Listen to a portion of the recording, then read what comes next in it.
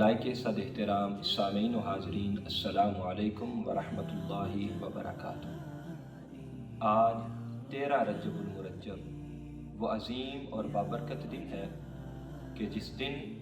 اس کائنات ہستی کے اندر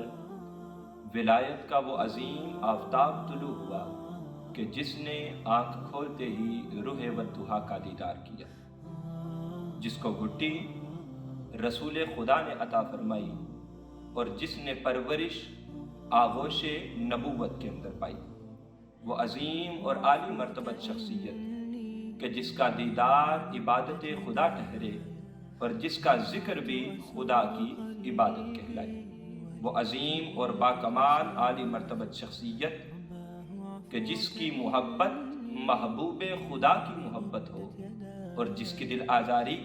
میرے آقا کریم کی دل آزاری کا سبب بنی، وہ عظیم ہستی کہ جو ہجرت کی رات میرے آقا کی امانتوں کے امین بنے، میری مراد تاجدار حل عطا، مراد کل کفا، سخاوت کا سمندر، شجاعت کا غضنفر، امت کے استاد آقا کریم صلی اللہ تعالی علیہ وبارک وسلم کے داماد، حسنین کریمین کے بابا سیدہ فاطمہ الزہرا کے سر کے تاج جناب علی المرتضیٰ شیر خدا کرم اللہ تعالی وجہہ الکریم کی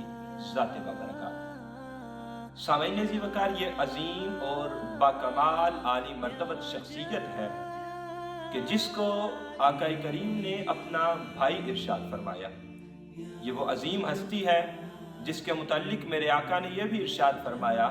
کہ انا مدینۃ العلم و علی بابھا۔ یہ وہ عظیم ہستی کہ کائنات کے اندر جس کے میرے آقا کریم مولا ہے، ہر اس بندے کے آقا اور مولا جناب علی المرتضیٰ شیر خدا ہے۔ حضرت سیدنا محمد مصطفیٰ صلی اللہ تعالی علیہ وبارک وسلم، آپ نے جن کی محبت کو عین ایمان قرار دیا اور جن کے بغض کو نفاق کی علامت قرار دے دیا، اور آپ کے تمام تر خصائص اور کمالات کو حضرت سیدہ عائشہ صدیقہ سلام اللہ تعالی علیہا آپ نے